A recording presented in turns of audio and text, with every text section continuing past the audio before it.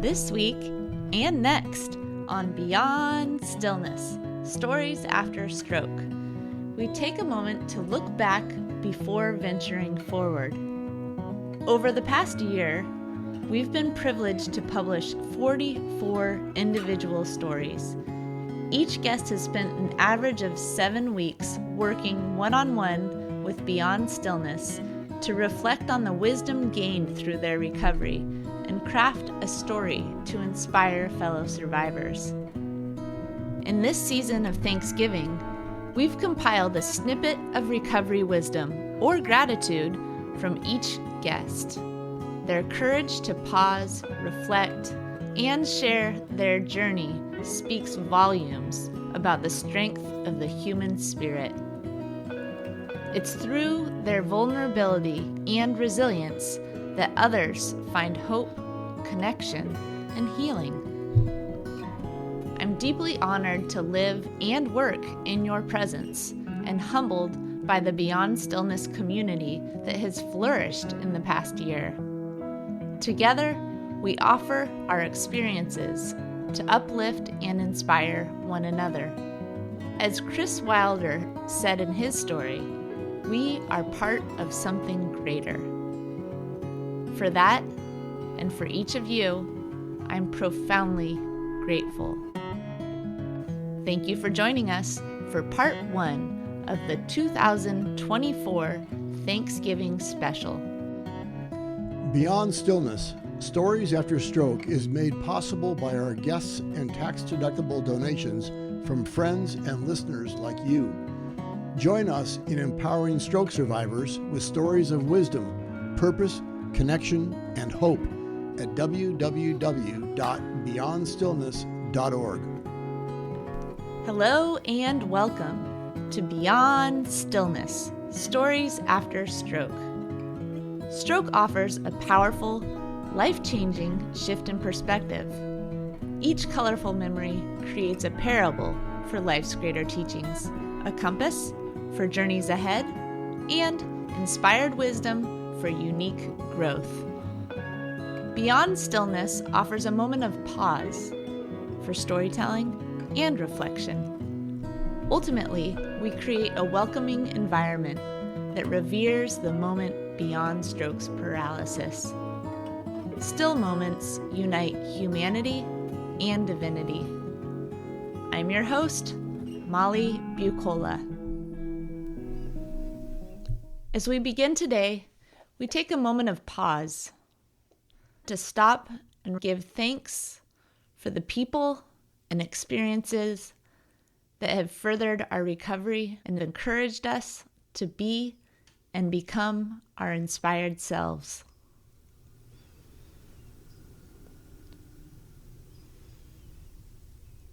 And we give thanks. Now, part 1 of the 2024 Thanksgiving special. I'm in awe and thankful for all the synchronicities. I have faith that this experience was meant to nudge me along. So here I am today, speaking about both my beliefs and feelings. I've been granted a second chance for a reason. It's a visceral feeling. It's time for me to give back to this world. I've never been one to volunteer. I'm nearing retirement and feeling nudged to give back. Also, since the stroke, many have asked me to speak about my experience. I've never been a public speaker, but the words flow from my heart and from my soul. And I find it very easy. And the feedback I receive is just wonderful. They thank me. My experience is, in a way, not my own, nor is anyone else's. You are not alone. I have to remind myself I have a lot to live for. I'm possibly even a better person now. I thank God for every single day and kept me going. This is how I became the person I am. And now I love life now. And no matter what happens, I know God has me and I can get through it. If people tell me I need to share my story, I need to help people.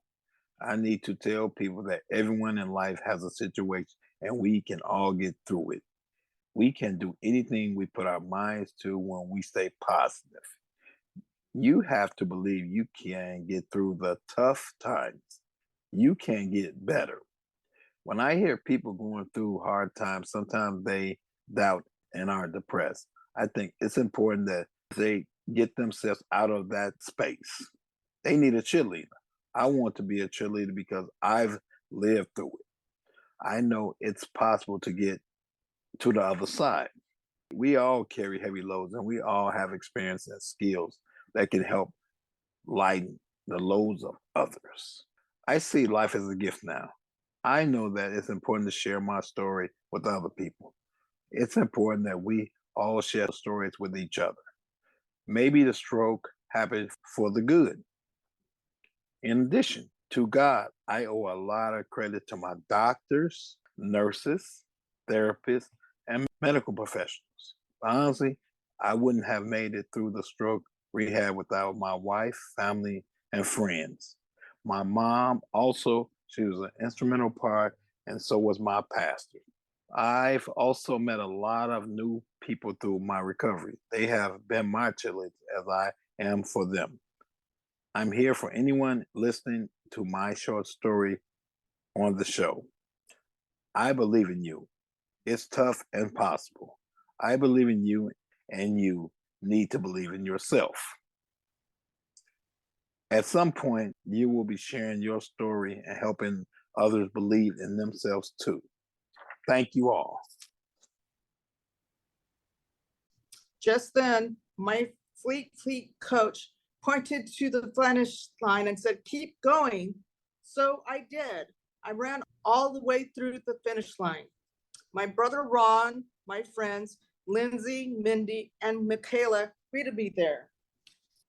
On our way home, Lindsay kept telling me, "I'm so proud of you."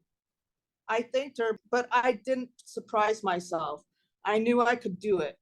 I just needed to prove it to others. I recently asked her why. Why was she so proud of me? She responded, "You could barely walk when you signed up. 5 months after your stroke, you completed a 5K race." I was blown away.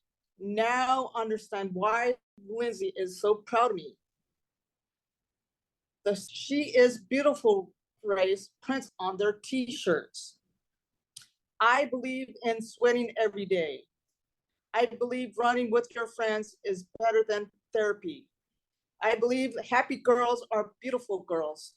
I believe strong is pretty. She is beautiful. I think about this poem. I think about Lindsay. I am so thankful for her friendship. She showed up in the ER for me that day, and she motivated me to prove her wrong about the race. She did it, and she supported me throughout. Our friendship is sweaty. Our friendship is therapy. Our friendship is strong. Our friendship is beautiful. I'm thankful she was by my side then and now as I treat each day of my stroke recovery journey. I'm thankful for the opportunity to see life a bit differently now. I am more humble and patient and have learned that we never are fully fixed, but I've learned to love the process. I see progress when I commit to a daily practice and empathy and connection. These days, I realize that there are very few metrics to measure my time and effort with others, but I know that my commitment to individual groups will ultimately help others in their own process to repair. And when I see their progress, it gives me a jolt, just like the day I fixed a 55 Buick.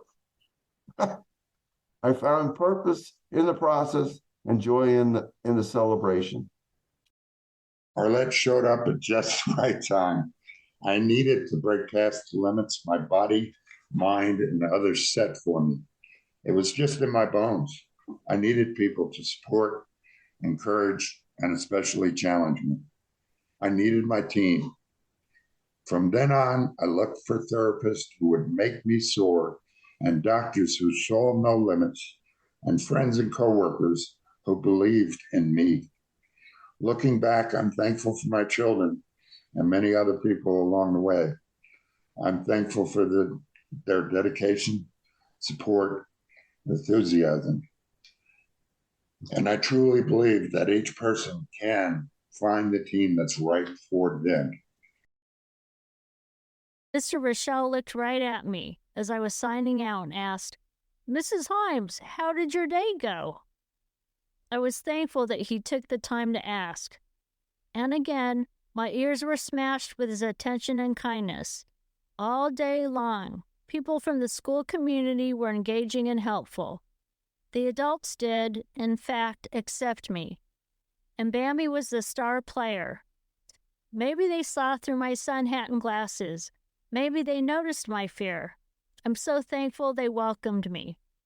Before leaving, Mr. Rochelle even invited me to return in a few months to speak during Career Day. The school sent a note to the substitute agency saying, "Mrs. Himes did a really fine job and we'd love to have her back anytime." Though I was prepared, none of my worst-case scenarios came true. I did my best and God did the rest. So for my birthday that year, I decided to do something on Instagram. I wanted to give back to caregivers who were stuck at home during the pandemic. I took some of my own money and bought a caregiver's basket. I asked people to nominate caregivers for AVM, TBI, and stroke survivors that they felt needed a pick-me-up. I then realized I would not be able to maintain this by myself, so I asked people to donate items to be gifted for the basket. I wanted to publicly thank the caregivers and bring awareness to the works they do after a dramatic shift in their lives. So the ARVM Superhero Caregiver Package was born. My group at the hospital of stroke survivors started up about the time I had my stroke. I didn't make it to the first couple because they couldn't, but my wife went, and they just really made her feel comfortable. So as soon as I could, I've gone, and over the years, I've probably missed a handful of meetings. I just meet once a month. I do whatever I can to make sure I can get to one because we've all set goals and we all keep each other apprised on how we're doing. Lately, I made one of my goals, which was to get around my block. And when I told the group I did that, they all gave me a good round of applause. And so it's nice to be rewarded for your efforts. And the nice thing about that group and our small group also is you don't have to explain yourself. We all have certain handicaps, and so no one's judged by their handicaps. And so it's a real good group as far as being open for that. There's still a lot to go, but it's important to look not just forward, but backwards as well. I learned that while volunteering on the ward. I'm thankful for people like John and others playing hangman that day. We need to surround ourselves with people who understand. When I was laying in bed early days, feeling isolated, I had to do something about it. My family had the foresight to know me and know I strive to offer the gift to others. I don't remember how long it took for me to stop wall walking and making so many typos, but it got better and I was glad. Throughout the past 6 years, the side effects from my stroke have gradually lessened. I'm thankful for the ways I've recovered. I never gave up on myself throughout the process. Little by little, the weight lifted. I got a dog a year ago, and she is a walking wonder for me. 4 walks a day helps my body with strength and coordination. It took so long to build up those muscles. They ached for a long time. And now I can keep up with my dog. Thanks, Poochie Poo. just like a June evening. I appreciate a warm, quiet June evening in ways I never did before. The cicadas, the sounds of kids playing, the drinking of the Kool-Aid, sitting around my garden. But John, you might think everybody loves a June evening. That's not unique. I would say that's true. But just like the 20th century American artists, they would just breeze through it and say, oh, this is a nice evening. Now let's go kayak. But when the June evening on the patio is the event, you appreciate it deeper. And that is life 1.0 versus life 2.0. Our music brings back memories and offers joy to listeners. I'm thankful that I can contribute to the festivities in this way. That's another way I cope with my post-stroke life. I try to focus on ways I can contribute. My daughter is remodeling her house next door, and I offer my expertise. That's a big deal. It is important to me to be able to help out in whatever way I can. I have a lot of experience in construction, and I'm happy to assist the process in ways I can. Our home is a gathering place, and we are such a communal family. I've spent a lot of time remodeling this space over the years to make it feel spacious, light, and inviting. Life is about gathering, conversation, celebration, and joy.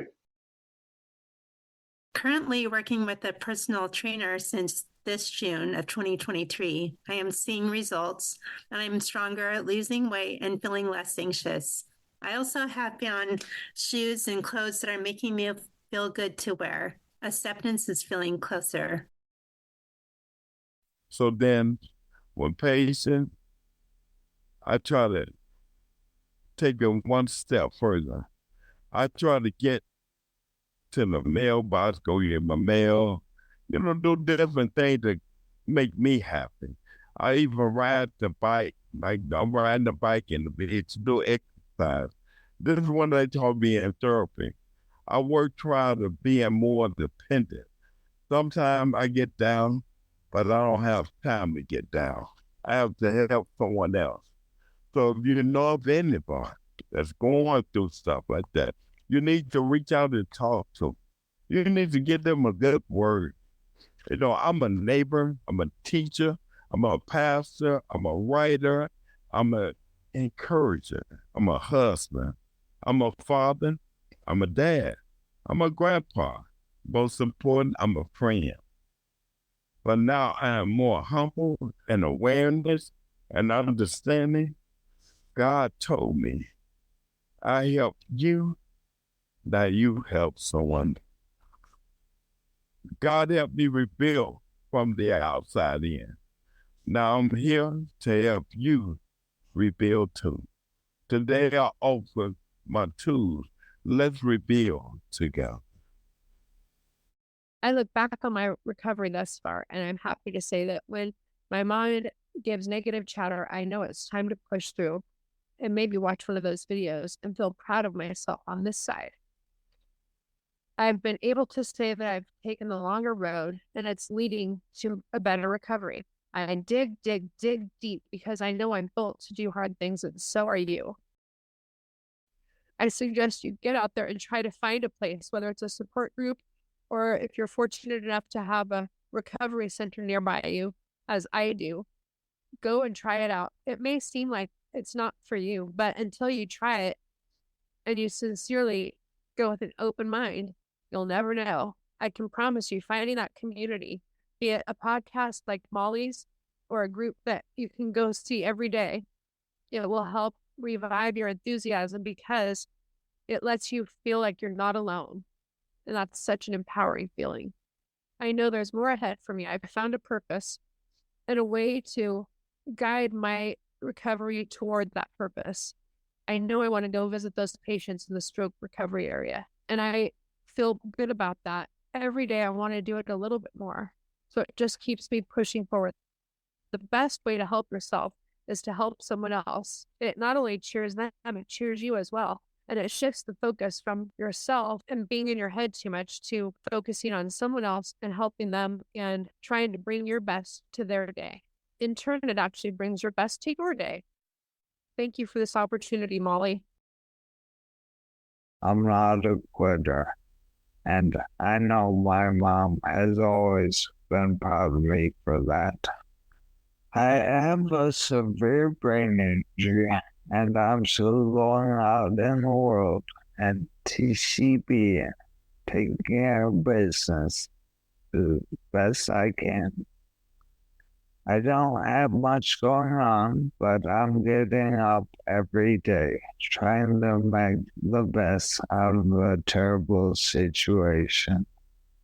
And I'm equipped to discover a new life, my second life, my full life, who I am and why I am here. This has been a long and winding road that leads me back to, well, me, the true me, the deepest me, the best me. There's a phrase drummers use, keep it in the pocket, or play to the song. There's the song there, play it. So that's what I'm doing, and that's my hope for each of you. There's life here, live it. And I went to the front door. I opened it, and I saw my mom and the delightful smile of my 18-month-old niece. I became filled with joy and smiled back at little Anna, remembering how blessed I was. I started to tell my mom about the episode this morning. My words were halting as I told her, but understandable. Having been through it before, I knew that it would take about a month before I returned to the level I reached before the seizure this morning. Mom gave me a hug and said, "Oh, Sue, I'm so sorry." As I picked up little Anna, she echoed, "Uh-oh," showing all the compassion she knew. Her arms went around my neck as she tenderly patted my back. My eyes filled with water. I stood there holding on to two of the people who bring such a joy to my life, thinking, I will be fine. It will be okay. I nuzzled my face into Anna's shoulder and whispered very softly, "Thank you." And that's just it. I've learned to practice gratitude. I read one time that humans will multiply the things we count. So if we focus on how hard and bad everything is, we multiply those obstacles and difficulties. On the other hand, count the things we're grateful for, and that's what multiplies. And I am a believer in that. Gratitude has fueled my recovery. Sometimes I will just take a moment and sit down and list things I'm grateful for. I'll do it for you now. In addition to so many things I've already mentioned, I'm thankful for my parents who taught me commitment, perseverance, and resilience. They are both cancer survivors. I'm thankful for my sister who was there from the beginning and continues to help me every day with encouragement and support. She researches stroke recovery and keeps me stimulated. She was there when they tried to take me off the ventilator and couldn't breathe on my own. And now she's there with me to celebrate my successes and gains. She keeps my friends and family in the loop through my recovery. I'm thankful for my therapist who listened to me and saw me in my uniqueness. They knew I loved craft beer. In a funny light moment, one of my doctors told me it would be okay to have a beer every once in a while. And then Em invited me to meet a small group for a beer and dinner at one of our favorite places in town. And at that moment, I felt like I was really back. I was so happy to spend that moment with them. I'm thankful for doctors, nurses, therapists, healthcare professionals for seeing beyond the stroke patient. I'm thankful they saw me. When they know me and see me, I feel more motivated to work toward my recovery. I'm thankful for their friendship too. Another thing I'm grateful for is all the stroke recovery books out there and for the stroke recovery podcast.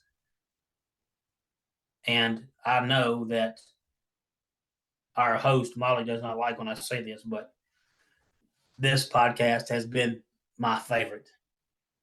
I have cherished the time that we've been able to spend together just on the interviews each week. I look forward to it. I hope to give back to this community. Wow, thank you, Hub.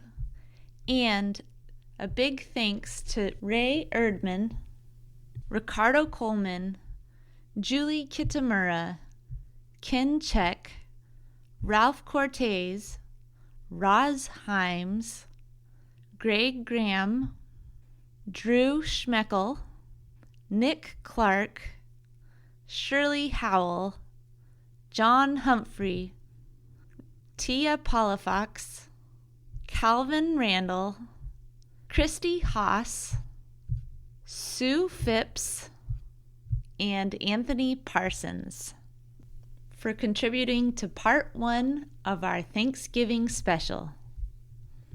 Storytelling empowers us to share our experiences in a way that invites others to reflect on their own. In closing, we offer reflection questions as an opportunity to spark dialogue with yourself, friends, family, or fellow stroke survivors. In a moment, I will read questions aloud. You can also find them written in the podcast episode description. Community conversation prompts.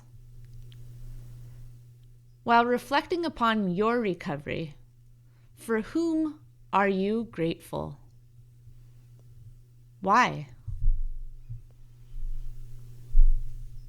How could you show or tell them about your gratitude this week? Beyond Stillness, Stories After Stroke is made possible by our guests and tax-deductible donations from friends and listeners like you. Join us in empowering stroke survivors with stories of wisdom, purpose, connection, and hope at www.beyondstillness.org. Another way to support is to like, share, or subscribe to our weekly show. Again, thank you for devoting time and space for this week's episode of Beyond Stillness, Stories After Stroke. Each colorful memory creates a parable for life's greater teachings, a compass for journeys ahead, and inspired wisdom for unique growth. As we close this episode of Beyond Stillness, Stories After Stroke, let's carry forward the wisdom and gratitude shared by our guests. Their reflections remind us that recovery is not just about healing the body, but also rediscovering purpose, connection, and hope. As we close today's episode, take a moment to reflect on your own journey. Honor how far you have come, and know that together we are part of something greater. Thank you for being part of this journey and for helping us build a community that celebrates resilience and shared strength.